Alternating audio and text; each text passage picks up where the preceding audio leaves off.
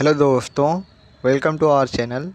तो जैसा कि आप सभी लोग जानते हैं कि इसके पहले मैंने राष्ट्रगौरव के बहुत सारे क्वेश्चंस अपलोड किए थे, ठीक है, जो कि आपके एग्ज़ाम में आए थे, 2021 के एग्ज़ाम में आए थे।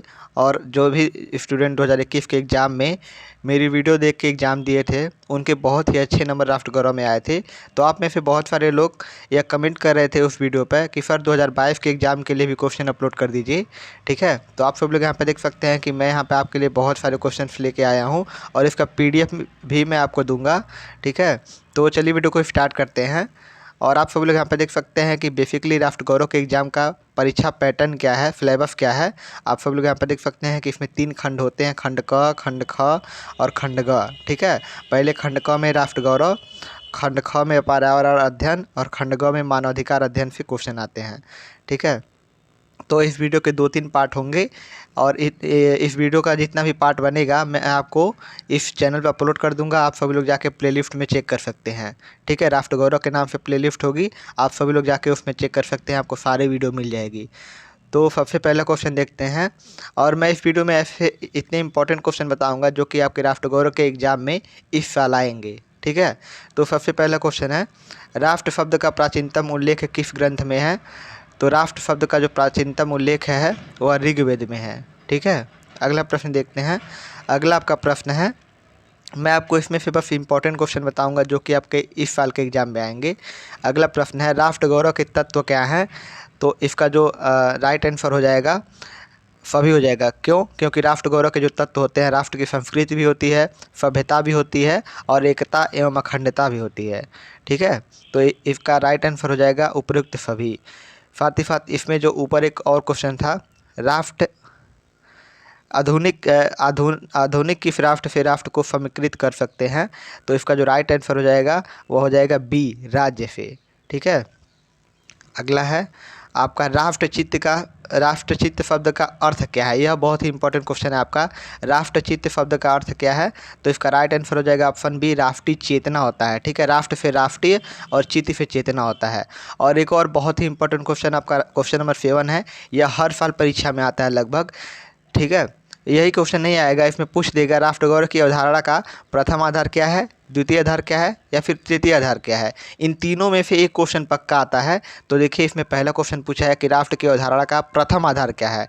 तो प्रथम आधार आपका भूमि होता है, द्वितीय आधार होता है आपका जन और तृतीय आधार होता है आपका संस्कृत, ठीक है। तो अगर आपको प्रथम आधार पूछे तो भूमि रहेगा और द्वितीय आधार पूछे तो जन रहेगा, तृतीय रहेगा तो संस्कृत रहेगा। तो इसमें प्रथम आधार पूछा है राष्ट्र की अवधारणा का, तो इसका राइट आंसर हो जाएगा बी, भूमि। अगला प्रश्न है, निम्न में से कौन राष्ट्र का घटक नहीं है? तो आपको अभी अभी मैंने बताया कि भूमि जो है राष्ट्र का घटक है, जन है, संस्कृति है, लेकिन संस्कार बिल्कुल नहीं है, ठीक है। अगला प्रश्न देखते हैं, राष्ट्र शब्द से किसका बोध होता है? तो राष्ट्र जो शब्द है उससे दीप्ति का बोध होता है, ठीक है। अगला आप सभी लोग यहाँ पे देख सकते हैं कि आपके सामने यहाँ पे बहुत सारे क्वेश्चन दिए गए हैं, लेकिन जो इस बार आएंगे मैं आपको वही बताऊंगा। अगला है, यह भी बहुत ही इंपॉर्टेंट है, राष्ट्रगौरव के मूल घटकों में कौन नहीं है? तो देखिए जन और संस्कृत तो हैं, भूमि भी है, लेकिन राजा बिल्कुल नहीं है, ठीक है। तो यही आपका राइट आंसर हो जाएगा क्योंकि इसमें पूछा था कौन नहीं है, ठीक है। देखिए यह क्वेश्चन कितनी बार घुमा के पूछा है, तो इसमें 1000% की गारंटी है कि आपके एग्जाम में यह क्वेश्चन आएगा, ठीक है। पूछेगा क्या? राष्ट्र के जो मूल घटक हैं उनके बारे में पूछता है। तो मूल घटक आपको मैंने 3 बता दिया, भूमि, जन और संस्कृत। प्रथम कौन है, द्वितीय कौन है और तृतीय कौन है, ये भी मैंने आपको बता दिया। तो आप सभी लोग याद कर लेंगे, ठीक है। अगला आपका प्रश्न है, देवताओं द्वारा भारतीय भूमि का गुणगान किस ग्रंथ में मिलता है? यह भी बहुत ही इंपॉर्टेंट है। तो इसका राइट आंसर हो जाएगा विष्णु पुराण में, ठीक है। और अगर आपको इन सभी क्वेश्चंस का पीडीएफ चाहिए तो आप सभी लोग जाकर टेलीग्राम चैनल पर ज्वाइन कर लीजिए, या फिर आप चाहें तो इंस्टाग्राम पर भी आप ज्वाइन हो सकते हैं, फॉलो कर सकते हैं। वहाँ पर मैं आपको इसका पीडीएफ दे दूँगा, ठीक है। तो मैं आपसे यही रिक्वेस्ट करूँगा कि आप सभी लोग टेलीग्राम और इंस्टाग्राम पर ज्वाइन हो जाइए और इसका पीडीएफ मैं कुछ ही देर में वहाँ पर अपलोड कर दूँगा, जिससे कि आपको सारे क्वेश्चन यहाँ पर मिल जाएंगे। मैं इसमें बस इंपॉर्टेंट क्वेश्चन बताऊँगा, आप चाहें तो सारे क्वेश्चन भी पढ़ सकते हैं, ठीक है। अगला है, राजतंत्र क्या है? तो राजतंत्र जो है वह शासन की एक प्रणाली होती है, ठीक है। अगला है, मंडल सिद्धांत किससे संबंधित है? तो मंडल सिद्धांत जो है वह परराष्ट्र नीति से संबंधित है। और यह भी बहुत ही इंपॉर्टेंट है, 29 नंबर, सप्तांग सिद्धांत का प्रतिपादन किसने किया था? ठीक है, तो इसका राइट आंसर हो जाएगा कौटिल्य ने किया था।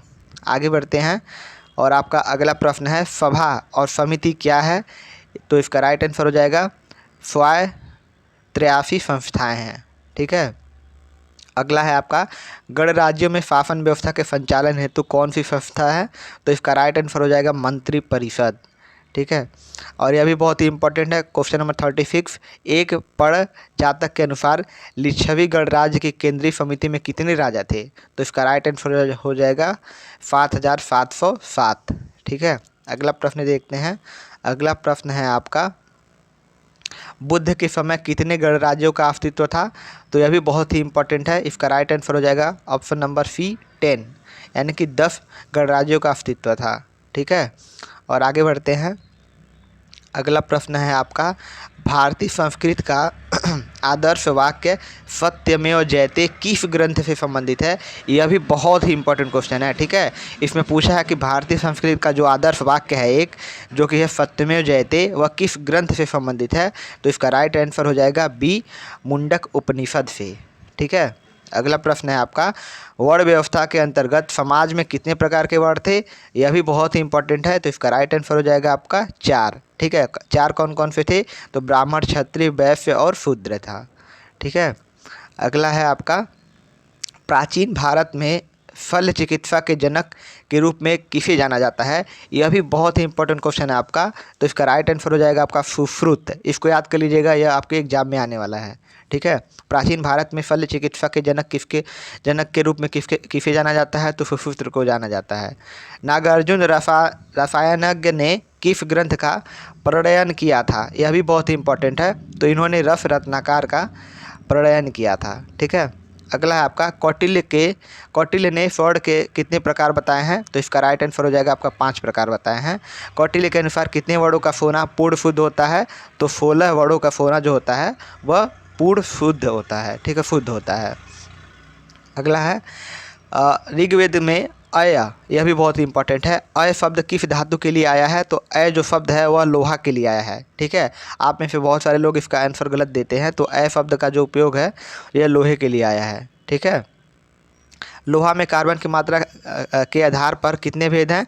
तो इसके 3 भेद होते हैं, ढलवा, इस्पात और पिटवा लोहा। ठीक है। अगला है लोहे के चिकित्सा का उल्लेख किस ग्रंथ में है? तो लोहे के चिकित्सा का उल्लेख जो है वह अथर्ववेद में है। ठीक है। अगला प्रश्न है आपका कौटिल्य ने अर्थशास्त्र में चांदी के कितने प्रकार बताए हैं? तो इन्होंने 4 प्रकार बताए हैं। ठीक है। आप सभी लोगों को यहाँ पर दिख रहा होगा कौन कौन से 4 प्रकार हैं। ठीक है। यार यहाँ पर आपको चारों प्रकार दिख रहे होंगे। हालांकि आपको यह चारों याद नहीं करना है, बस आपको ऑप्शन नंबर यहाँ पर सी याद करना है कि 4 हैं। ठीक है। पारद का एक और नाम क्या है? तो पारद का एक और नाम क्या है? दरद है। ठीक है। अगला है आपका पीतल क्या है? तो पीतल आपका जो होता है मिश्र धातु होता है। और जफ्ता क्या है? तो जफ्ता आपका मूल धातु होता है।